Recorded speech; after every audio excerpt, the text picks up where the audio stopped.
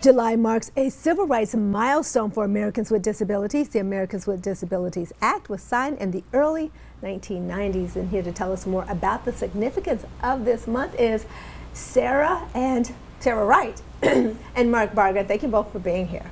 You're welcome. Yeah, Thank you so much for having us. Yeah, so July 26th was when the ADA was signed. What was the major change?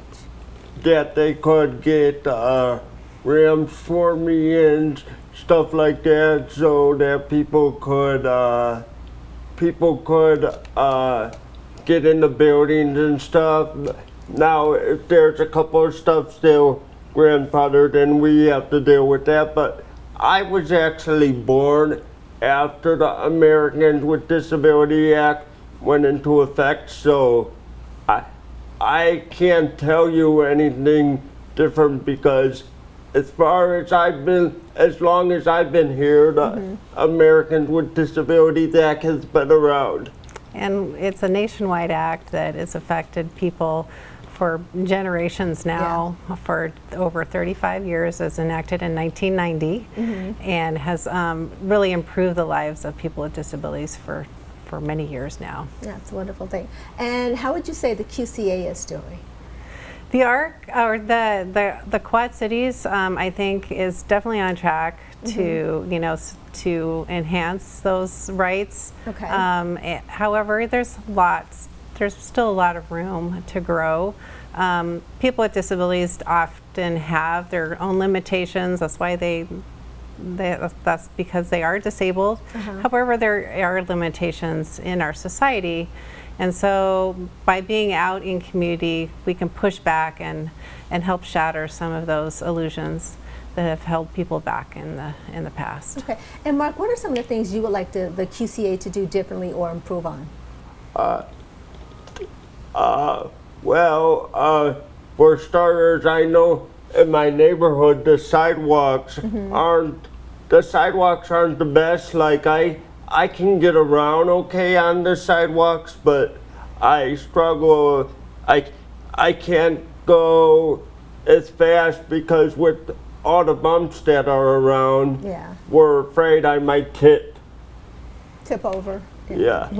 Okay, that's definitely reasonable. Now, what are some of the misconceptions people might have about ADA? That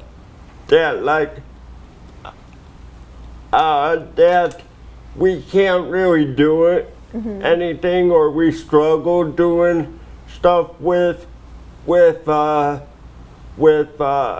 we struggle doing stuff, but really we can do what anybody else can do. Right.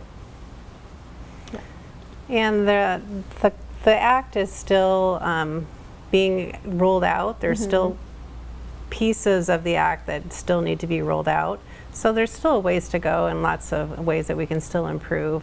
But what we're doing here today is we're kind of kicking off Disability Pride Month, which takes place during the month of July because the ADA was signed on July 26th.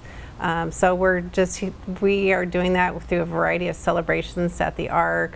We've had ice cream socials. All of the individuals will be getting their own t-shirts, wristbands. And we do Disability Pride and celebrate Disability Pride because people who have pride are empowered and more likely to advocate for their own rights. Yeah, okay. And then what can we as a community do better to be more inclusive when it comes to ADA? Just treat us the same, like give us the same opportunities as everybody else. Like people can come up and talk to me. I know sometimes people are scared, or like there's been a couple times when we've been at a restaurant and people will not even ask me what I want to eat. Oh, wow. So, just making eye contacting, speaking directly to people with disabilities, asking about their interests. Mark is a super interesting guy, and we really value him, and I think other people would if they would just get to know him just a little bit better. Yeah. Or like there has been certain situations where they'll ask my parents, "Oh, what does he want?" And it's happened it's happened to a few of my friends too, where people can talk to us. It really doesn't matter what the disability is. Right. Down syndrome, CP, muscular dystrophy, any disability, unless people. Now there are some situations where people can't communicate, and that's where I believe that parents can step in and say, she or he will have whatever, or stuff like that. Yeah. But Yeah, I absolutely. think for the most part, people shouldn't assume what Yeah. people can or cannot do. Okay, Yeah. perfect. Well, I do know that if the community itself wants to be more inclusive, you guys have a Disability Awareness Night at the River Bandits game that's going to take place on Friday, August 8th, and tickets are available at the website arcqca.org, and members of the Quad City Disability Awareness Coalition are participating. There are going to be raffles on the concourse that will support the coalition's efforts, so be sure to stop by and bring a non-perishable item to the game on that date. Now, for more information about the Arc of the Quad Cities, head on over to our website, ourquadcities.com.